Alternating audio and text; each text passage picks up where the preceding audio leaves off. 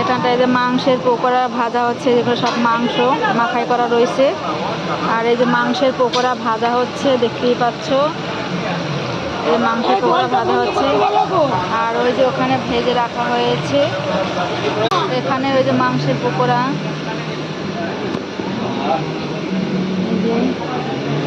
এখানেও মাংসের পকোড়া। কত সুন্দর মাংসের পকোড়া ভাজা হচ্ছে।